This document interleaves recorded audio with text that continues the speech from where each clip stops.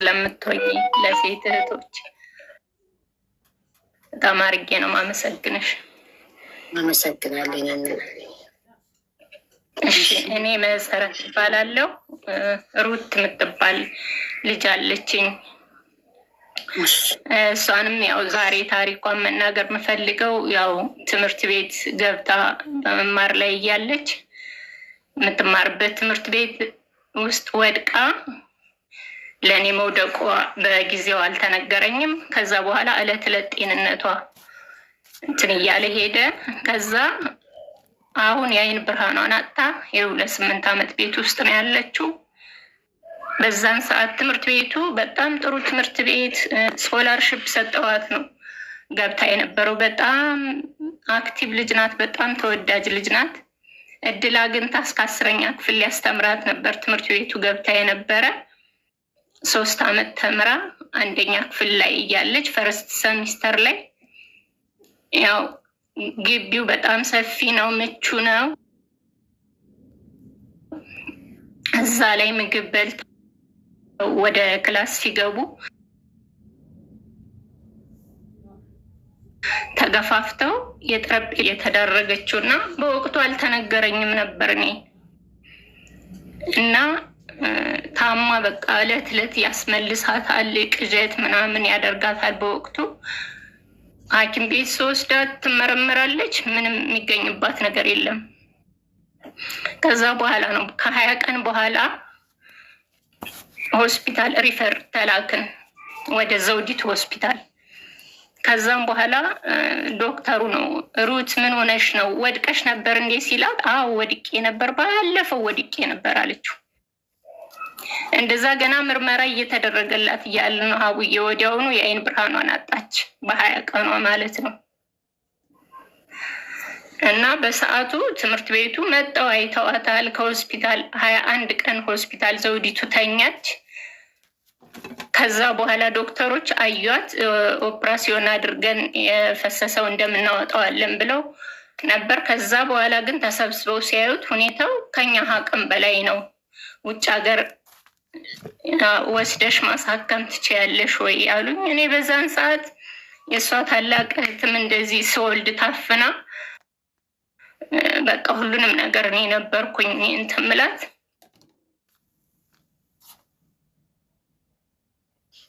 በዛ ጭንቅ ውስጥ እያለሁ እንደገና ይሄ ሁለተኛ ነገር ሲፈጠርብኝ በቃ ምንም በጣም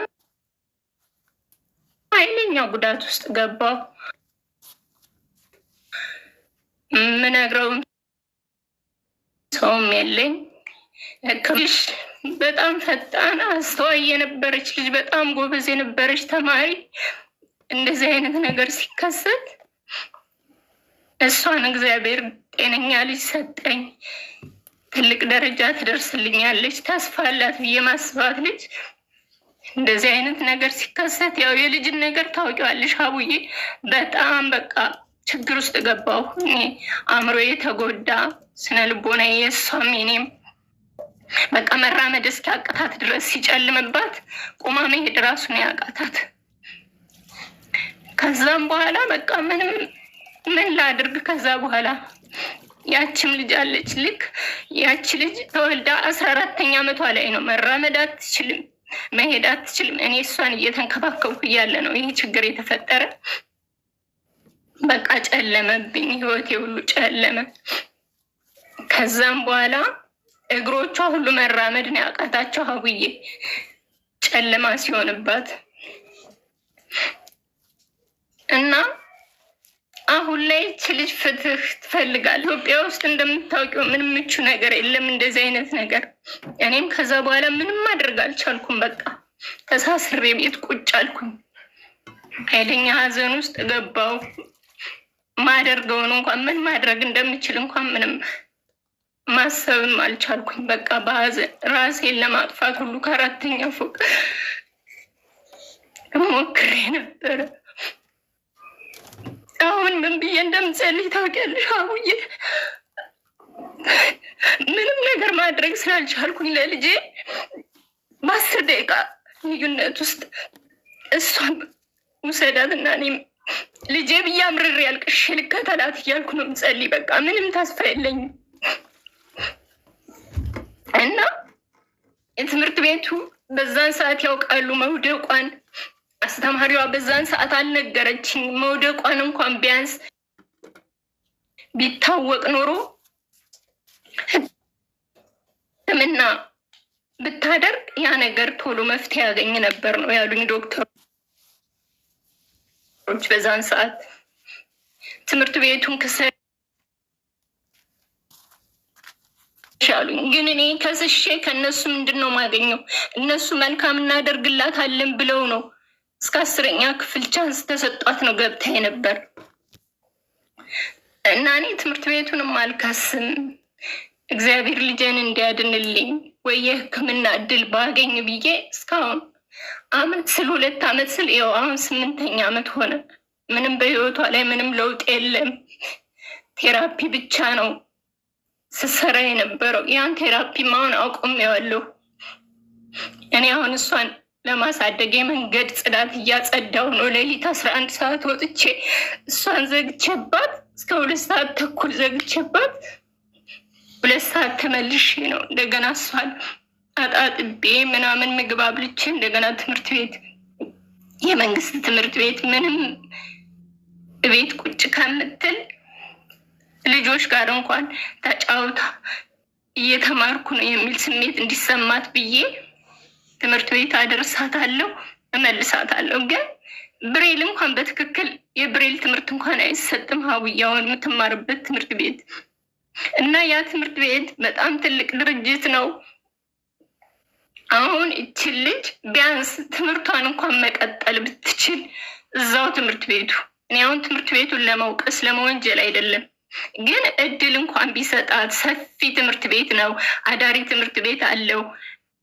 ብዙ ህጻናቶችን አቅም የሌላቸውን እየረዳ የሚያስተምር ትምህርት ቤት ነው እና ይችን ልጅ ወደፊት ህይወቷን እንኳን በዚህ ባለችበት ሁኔታ ሆኖ ቢቻል የሕክምና እድል የምታገኝበትን መንገድ ቢሞከርልኝ፣ ባይቻል ደግሞ ትምህርት እንኳን እዛው ቢያስተምሩልኝ። እኔ ምንም ማድረግ አልቻልኩም አውዬ። በዚህ ጉዳይ ድምፅ ብትሆኝኝ። የልጅን ነገር ታውቂዋለሽ፣ ለአንቺ አልነግርሽም። ያቺ ልጅ ደግሞ የእሷ ታላቅ ልክ 15 አመት ሲሆናት ሞተችብኝ። አሁን እኔ ህይወቴ በቃ ጨለማ ውስጥ ነው ያለው ታውዬ። ልጅን ጥልቅ ሀዘን ውስጥ ነው ያለች።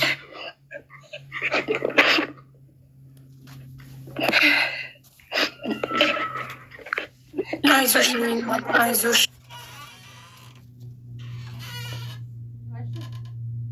አይዞሽ፣ በጣም ያሳዝናል። በእውነት በጣም ያሳዝናል። ግን ካሳው የሕክምና ከበር እንዲያደርግ ህግ ያስገድደው ነበር። ትምህርት ቤቱን መክሰስ ነበር። በዛን ሰዓት ምንም ማለት አልቻልኩም አውዬ። በነፃ የትምህርት እድሉ ስለሰጠ ስለ ልጆቻችን ህይወት አያገባውም ማለት እኮ አይደለም ትምህርት ቤቱ። ይኸውልሽ ይህች ናት ልጄ።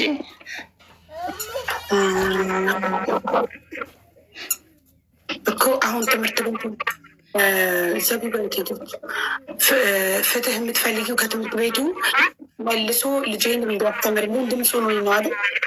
አዎ እንዲያስተምርልኝ የቴራፒም አገልግሎት የምታገኝበት ነገር መንገድ ቢገኝልኝ ድምፁ እንድትሆን። በዛ ድምፅ የምንሆነው እኔ ቪዲዮ በመስራት ነው። መክሰስ እኮ አለብሽ ትምህርት ቤቱ፣ ምክንያቱም ይሄ ህይወት ነው። አዲስ አበባ ሲኤምሲ አካባቢ ነው። ሀያት ሰላም የህፃናት መንደር ይባላል። በጣም ትልቅ ትምህርት ቤት ነው። ትልቁ አርጌት ለምትያ አርኳት። እሺ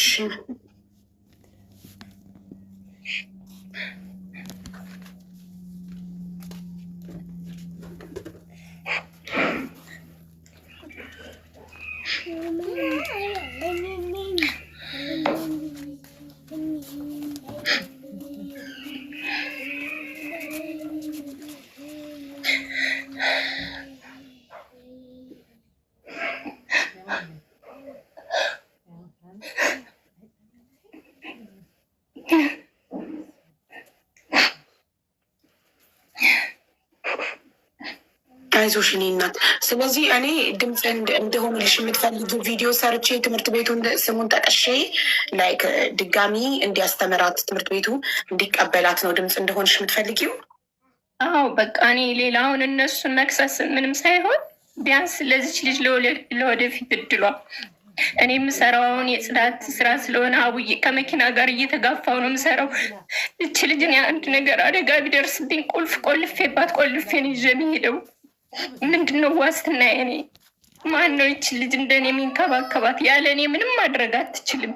ምንም ማድረግ ሌላ አክስት አጎት ምናምን ቤተሰብ የለም? ብቻዋን የሚቆለፍባት? የለኝም። እኔ እናትም የለኝም፣ አባትም የለኝም። ወንድም እህት የለሽም? የለኝም። አንድ ነኝ እኔ። ምንም አይነት ዘመድ የላችሁ? ላይክ የምትሄዱበት ለበዓል መቶ የሚጠይቃችሁ ሄዳችሁ የምትጠይቁት ቤተሰብ የላችሁ? እዚህ ክፍለ ሀገር ናቸው። ያው አክስት አጎት ክፍለ ሀገር ነው ያሉት። እዚህ ማንም ክፍለ ሀገር ነው። አያቴ ናት። በጣም ትልቅ ሰው ናት። በጣም አርጅታለች። አባቷስ? አባቷ ያው እንደኔ አይደለም አቡዬ፣ እንደኔ አይደለም። በህይወት አለ ወይ ነው ጥያቄው? በህይወት አለ። አዎ ጠይቃታል? የመጣ አለ? አዎ ጠይቃታል አለ። አብሮ ነው ያለው እኮ። አብሮ ካለ ታዲያ ለምን በር ይቆልፍባታል? ለምን ለእሱ አይጠብቃትም? አይ እሱን ሌላ ጊዜ ለአንቺ አወራሻለሁ አቡዬ። አይ ለእኔ ብሰማው ምንም አይጠቅመኝም፣ አያስፈልግም ለእኔ ማውራትም እሱ።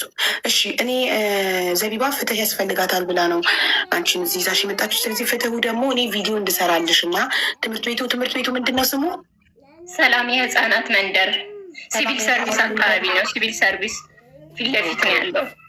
ኦኬ። ስለዚህ ሰላም የህፃናት መንደር ትምህርት ቤት እባካችሁ መልሳችሁ እንድታስገቧት ብዬ ድምፅ ቪዲዮ እንድሰራልሽ ነው የምትፈልጊው? አዎ አቡዬ። ኦኬ እሺ። አሁንም ስክሪን ሪከርድ አድርጉ ጋይስ። እሺ መናገር የምትፈልጊውን ነገር ስክሪን ሪከርድ ያደርጉልሽ ነው አሁንም።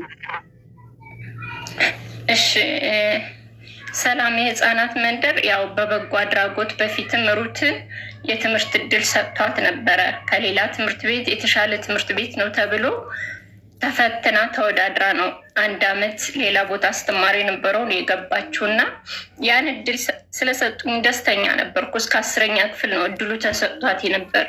ግን ያው በመሀል ይሄ አደጋ ተፈጠረ። በዛ ምክንያት ያው ለ8 አመት 2010 ላይ ነው ይሄ አደጋ የተፈጠረው። ለ8 አመት ቤት ውስጥ ነው ያለች። በጣም በእድገቷ ላይ ተጽዕኖ፣ በህይወቷ ላይ ብዙ ተጽዕኖ፣ በእኔም ላይ በእሷም ላይ በቤተሰብ ላይ ትልቅ ተጽዕኖ ነው ያለ እና ይሄንን ነገር አይታችሁ እንደገና የትምህርት እድል ሰጥታችሁ ልጄን እንድትክሱልኝ ነው የምፈልገው። ሌላ ነገር አልፈልግም። እና ቴራፒ የሚያስፈልጋታል። ፊዚካሏ ላይ በጣም ብዙ ተጽዕኖ እየመጣ ነው። ብዙም ቴራፒ አላገኘችም። የቴራፒ አገልግሎትን የፊዚዮቴራፒ ባለሙያዎችም ካሉ ይሄን ነገር ቢያግዙኝ አቡዬ በዚህ አጋጣሚ ጠየቅ እፈልጋለሁ።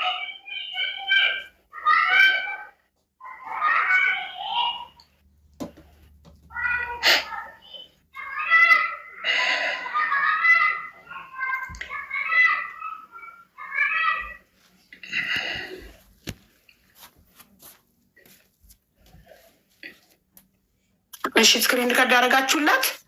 በቃ ስክሪን ሪከርድ አድርገውልሻል። በገንዘብ እገዛ ከፈለግሽ ደግሞ አካውንት ነበርሽን ንገሪያቸው።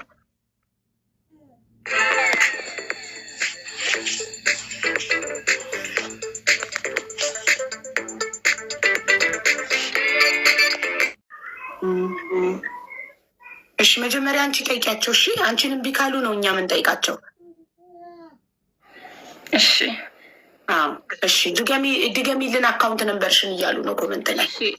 1035 38 41 908 መሰረት ፈጠነ።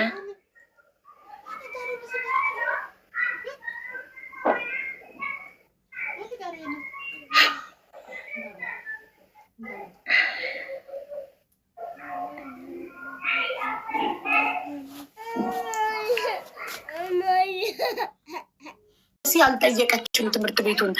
እኛ የመሰለን ጠይቃ እምቢ ብሏት እኛ ድምፅ እንድንሆናት ነበር የፈለገች የመሰለን።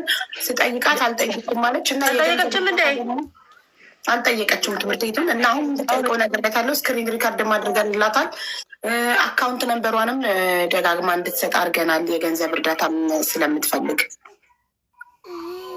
የገንዘብ ድጋፍም ስለሚያስፈልጋል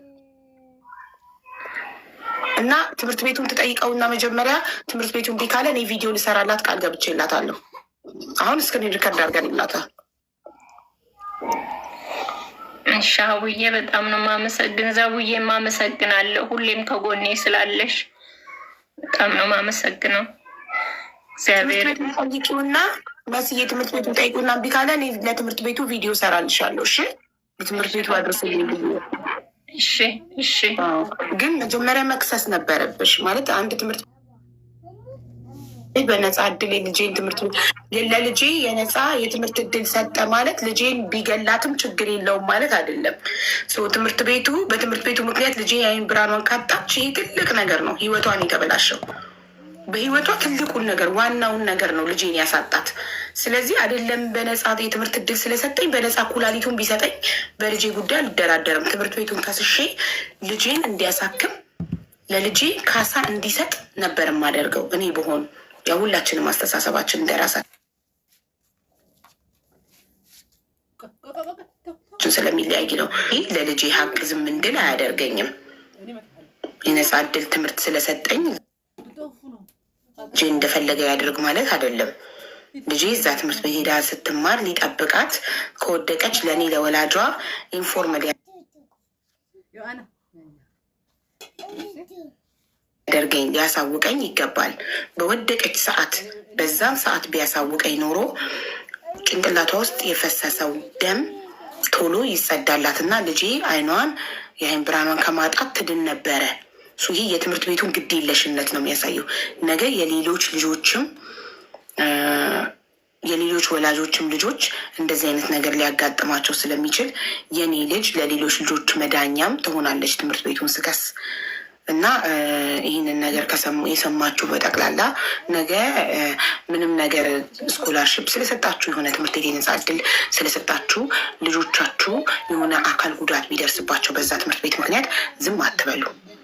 እነሱ የሰጧችሁ የነፃ እድል የገንዘብ ነው። የልጆቻችን ህይወት ግን በገንዘብ አይገኝም። ስለዚህ በፍጹም ስለተደረገልን ውለታ ብለን ልጆቻችን ተጎድተው ዝም ማለት የለብንም። ይህ ትክክል አይደለም እና ሌላውም ትክክል ነው ብሎ ነገ ቢያጋጥመው ዝም እንዳይል ነው። ይህንን ሳላርም ማለፍ ደስ ስለሌለብኝ ነው። አመሰግናለሁ። እና መስዬ አንዳንድ ሰዎች ስልክ ቁጥርሽንም እየጠየቁ ነው። ስልክሽን ልትነግሪያቸው ትችያለሽ?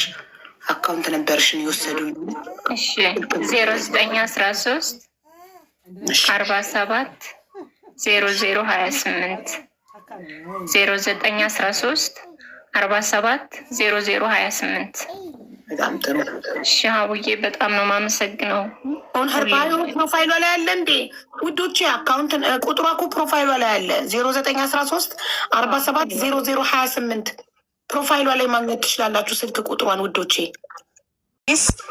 እኔ ቢዚ ስለሆንኩ ላልገኝ እችላለሁ።